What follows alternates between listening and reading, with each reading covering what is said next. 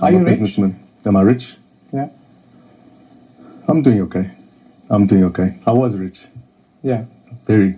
Why then didn't you help your dad with his legal fees? I found it sad that a former president was asking the public to donate money to him to pay his legal fees. So like I said, people deal with things differently. He does what he does in his own space. I do what I do in my space. But bear in mind that I was living outside of the country for a very long time. If I had to buy a coffee right now, how would I do it? You know, I can't swipe. There's not much I can do. Transfer. You can transfer money into my bank account. You could have transferred money from your UAE account to your dad's account to pay his legal fees. There's exchange controls. There's a reserve bank. Now you want to get me into more trouble. It wasn't me. Are you a crook? No. Is your dad a crook? No. Are you rich? Full of love.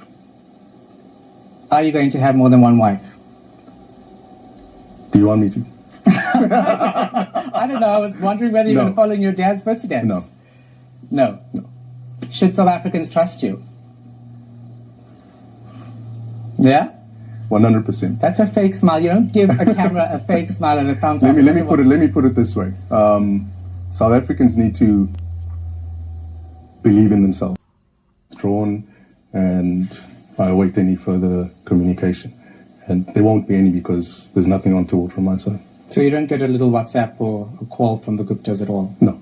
None of them? No. I haven't spoken to them in some time now. And when you listen to all of the things they're accused of doing in South Africa, I mean, do you not sit there and think, geez, I worked with these people? Yeah. And how do you feel about it? Look, I wasn't privy to it. I didn't see any of it. So the accusations is something that's just as surprising to myself as everyone else. But like I said, I can only speak for myself and my actions. Yeah. And I'm going to read parts of the state capture report findings. It said that you were described as a conduit between the corruption-accused Gupta family and the government. Sure. What do you say to that? I say it's been close to 8 years now. I'm just waiting for that time that we hit it out again. Let's go to court. Let's thrash it out. You know, what's not going to happen is people just saying things about me and it just goes and it's left hanging in there. If we're going to get to finality, we're going to get to conclusion, I'm here. I'm in Cape Town if you don't know. You know, if you need to speak to me, let me know. I'm around. But let's not do this thing. If you need to be arrested, the cops can come. They've done that, and you know what they did? It was done wrongfully as well. So they still owe me an explanation on how they arrested me without having the right to do so. Yeah. But we're still going to get to that. You know, there's grandstanding that's happened. There's false accusations, and my thing is very simple. I've had my day in court. If they need me there, I will show up again. Any wrongdoing, got the wrong guy. And you say you had nothing to do with that. I'm going to read on further. The State Capture Commission found that Jacob Zuma, your father, allowed the Gupta family to run amok, and that Zuma would have done anything that the Guptas wanted him to do. What was your father's relationship with the Guptas? No, you'll have to ask him that. From my side, all I know is they enjoyed a friendship. That's all I know. Everything. And you don't think that there was anything beneficial?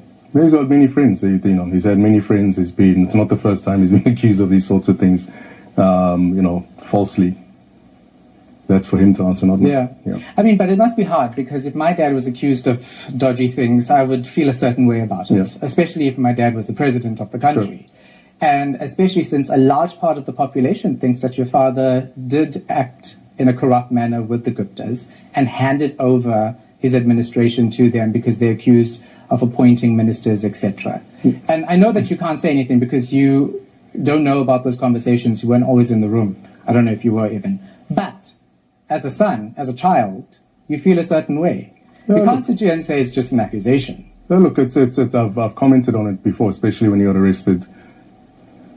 What was it, a year ago? 2 years ago, whenever it was. I felt that he was wrongfully arrested. My thing is very simple. I've conducted myself in a way that I've conducted myself. Whatever allegations that I've had to face, I've faced head on. That's a fact. People have got different ways of approaching and dealing with issues. That goes for the Guptas, that goes for my father, and that goes for whoever else. I cannot comment on what they're saying. Is it something that's obviously in the spotlight and is in a negative spotlight? Of course it's got an effect on him. I'm one of his children. It's not nice to see. I choose not to believe it because I know the man he is. I've grown up under him. And if you look at it, he's an honest man. He's born poor, and unfortunately for him, he's going to die poor because he's not from that school of money making. He's a through and through politician. Yeah. Talk to me about the moment your dad was actually taken to jail. A democratic president, Sure. In South Africa, taken to prison. I remember doing my show live up until 2 a.m. that morning, giving running commentary about what was unfolding. What was going through your mind? No, I found it very, very interesting in the sense that at the time, at the place we were at, it was a very, besides unfortunate, very irresponsible thing to do. I do feel like there's certain ways that you deal with these sorts of issues. He was, a 79, 80-year-old man. As a child of his, of course, I felt very, very uneasy with it, very unsettled. And I think it was quite an unfortunate moment. Yeah. But obviously, the law isn't different for anyone else, because there could be another 79 or 80-year-old who's accused of things who will be normally arrested at their house. But your dad was escorted and handed himself over at a correctional facility. So some would argue that's actually preferential treatment. He was escorted to what I believe a cold cement cell. I don't think that's preferential treatment. Was it a cell? Because apparently he was in hospital. No, that was after he was checked out. He was in the cell, for sure. He's in the cell. Yeah. So he wasn't taken to the hospital. He was at some point, but when he arrived, it was concrete, Baba. And it was for being in contempt of court. Yeah, like I said, everyone has got their own approaches. 79 going on 80, there's a different way to deal with it. Many South Africans would disagree with that, yeah. And we don't have to argue about it because there is. If you look at the contempt, that was for contempt of a commission of inquiry. Yeah. Right, which is a body that's constituted to deal with the issue that it was dealing with, which was state capture. Now, I attended the very same state capture commission, and I'd said, look, I've got a case that was running concurrently to the state capture report, which had to do with the former finance minister. And I said, I was living out of the country at that point.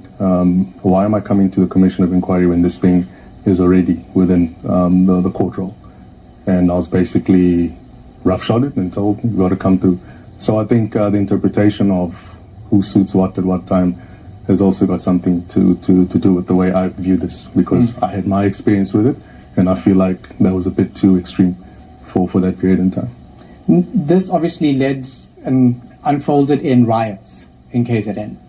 People were looting, we were burning down things, and your family's reaction to that was questioned by authorities and by the public because of your response to it.